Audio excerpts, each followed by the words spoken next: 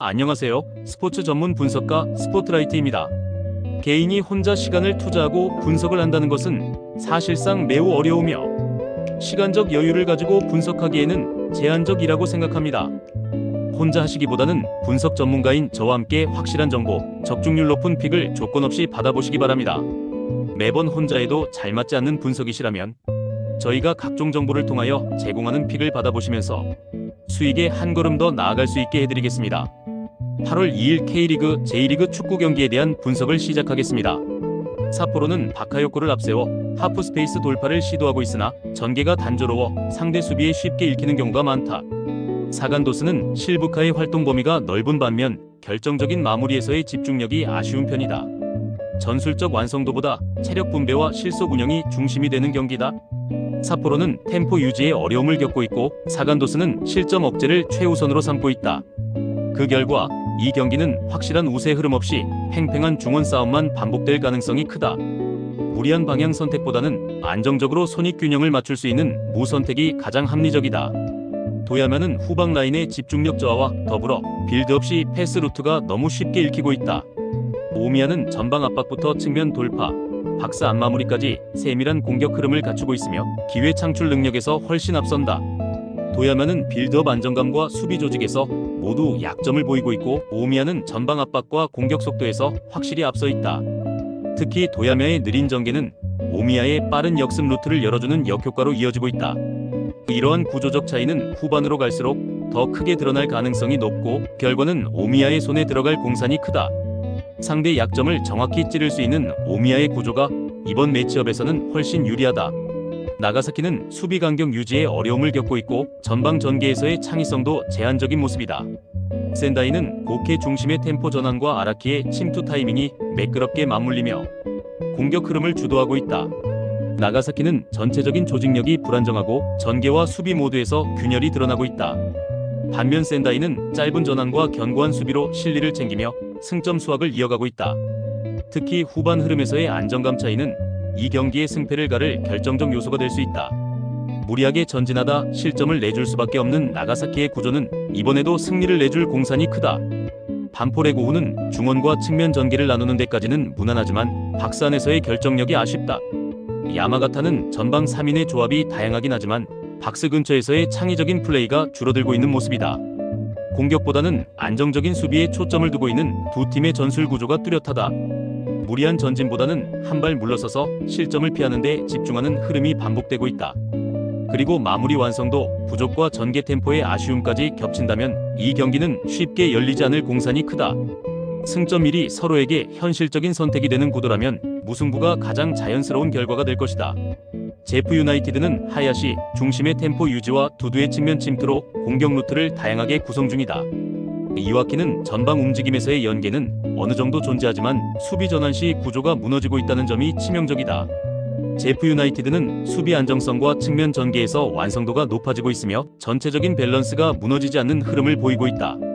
반면 이와키는 수비 전환 타이밍과 압박 대응에서 반복적인 약점이 드러나고 있으며 특히 원정에서는 라인 간극이 자주 벌어진다. 이러한 전술적 구조의 차이는 경기 후반으로 갈수록 더 명확해질 수밖에 없다. 승부처에서 결정적인 틈을 만들어낼 수 있는 쪽은 결국 제프 유나이티드다. 후지에다는 스기타와 아사쿠라를 중심으로 측면 돌파 중원 템포 조율이라는 명확한 전개 루트를 갖추고 있다.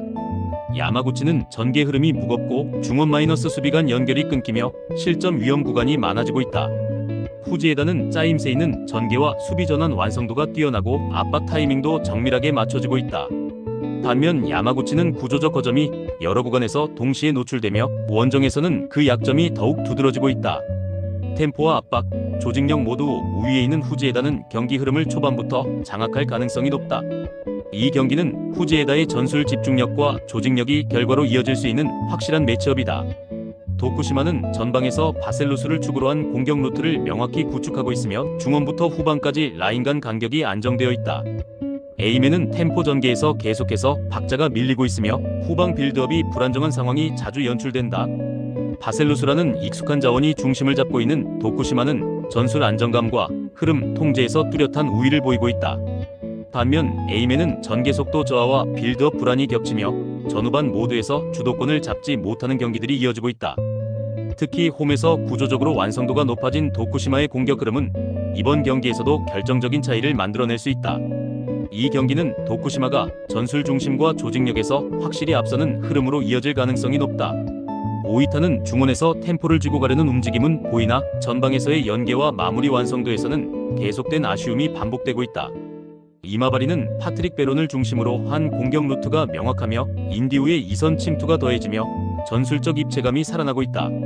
오이타는 중원과 수비 간극에서 반복되는 불안 요소를 안고 있으며 공격 전개에서의 일관성도 떨어지는 흐름이다. 반면 이마바리는 날카로운 압박과 침투 루트로 상대 수비를 흔들 수 있는 구조를 갖추고 있다. 특히 빠른 압박 전환과 공격 효율에서의 우위는 경기 중반 이후 더 확연히 드러날 가능성이 크다. 이 경기는 기민한 공격과 효율적인 공간 공략을 가진 이마바리가 승리를 가져갈 수 있는 명확한 흐름이다. 울산 포메이션은 3-5-2이며 전방에서는 말컹을 향한 크로스 중심의 단조로운 전개가 반복되고 있다. 반면 수원FC 포메이션은 4-5-1이며 김은중 감독은 윌리안 -안현범 조합으로 양 측면을 완전히 리빌딩하며 공격의 폭을 넓히고 있다. 울산은 3백이라는 전술적 틀을 유지하고 있지만 말컹 의존과 측면 커버 붕괴라는 구조적 약점이 반복되고 있다. 수원FC는 윌리안과 안현범 중심의 측면 돌파와 연계 마무리까지 강한 완성도를 보여주고 있으며 흐름을 주도하고 있다. 이번 경기는 결국 측면에서 시작된 균열이 경기 전체에 영향을 주며 주도권은 수원FC에게 넘어갈 가능성이 높다. 부천은 3백 구조상 측면에 배치된 인원수가 절대적으로 부족한 상황이다. 반면 성남은 포백과 윙포워드의 이선 조합 그리고 박수빈의 인버티드 풀백 전술을 바탕으로 측면뿐 아니라 중앙에서도 완벽한 수적 우위와 공간 장악 능력을 확보하고 있다. 부천은 구조적으로 측면 수비의 약점을 보이고 있고 전술 균형이 깨지면서 공격 템포도 살아나지 않고 있다. 반면 성남은 풀백 윙포워드의 조합에 인버티드 풀백 전술까지 더해 공간 활용과 미드필더 장악력 모두에서 전술적 우위를 확보하고 있다. 이 경기는 공간 싸움의 디테일에서 이미 기울어졌고 전술 완성도가 더 높은 성남이 흐름을 가져갈 가능성이 크다. 서울이랜드는 3미드필더 시스템을 기반으로 중원에서 수적 우위를 점하며 점유율을 장악하려는 흐름을 설계하고 있다. 반면 인천은 4-4-2 시스템 하에 이명주체 승구 조합만으로는 서울이랜드의 3미드필더 구성을 제어하기엔 무리가 있다. 서울이랜드는 3미드필더 시스템과 가브리엘의 합류로 점유율 전개와 공격 효율 모두에서 확실한 변화를 만들어내고 있다. 반면 인천은 2미드필더 구조의 한계로 인해 중원 장악에 어려움을 겪고 있으며 전체적인 전개 속도 역시 둔화되는 흐름이다.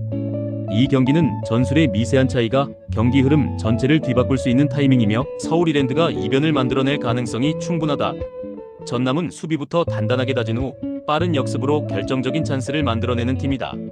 반면 충남 아산은 감독 교체 이슈로 내홍을 겪었고 선수단 전체가 안정적인 분위기 속에 있지 못하다. 반면 충남 아산은 배성재 감독의 리더십 이슈로 흔들리는 흐름을 계속 보이고 있다.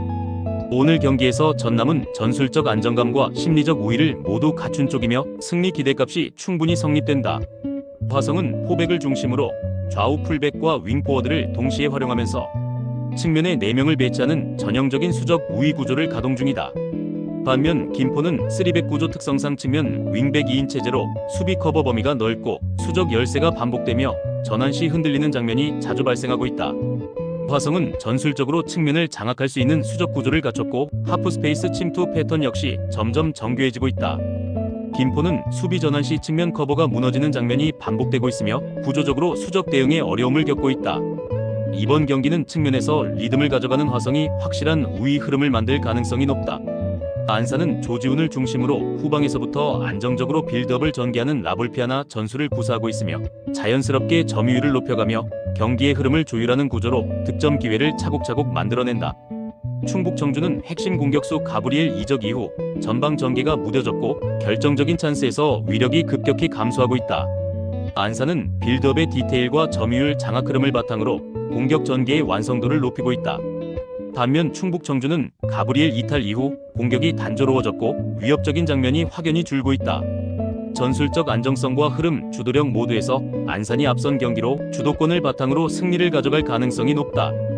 경남은 수비 전술을 바꾸며 파이브백으로 전환했지만 그 과정에서 전술적 혼란이 명확히 드러나고 있다. 반면 부산은 시즌 초부터 3백 기반의 3-4-3을 일관되게 가동해오며 조직력과 전술 완성도를 높여왔다. 경남은 전술을 바꾸며 조직력을 잃었고 그 혼란은 수비 라인의 전체 흐름을 흔들고 있다. 반면 부산은 시즌 내내 일관된 전략을 바탕으로 안정된 흐름과 응집력을 유지하고 있다. 벤치 리더십과 전술 완성도의 격차가 명확한 만큼 이 경기는 실리를 놓치지 않는 부산 쪽으로 기운다. 천안 포메이션은 3-4-3이며 브루노는 제공권과 마무리에서 팀의 전방 포인트를 책임지고 있다. 수원 삼성 포메이션은 4-3-3이며 김지현은 문전 앞에서의 결정력은 있으나 전방에서의 연계 능력은 다소 떨어진다. 수원이 가진 외형적 전력보다 천안이 가진 전술적 디테일과 벤치 대응력이 더 실제적인 변수다. 김태환 감독은 하프 스페이스와 공수 간격을 동시에 조율하며 완성도 높은 실리 축구를 전개하고 있고 수원은 벤치 리더십의 약점으로 인해 중반 이후 전개가 단조롭게 굳어지는 흐름이 반복되고 있다. 이번 경기는 흐름을 바꿀 준비가 된 천안이 이변을 만들어낼 수 있는 절호의 승부처다.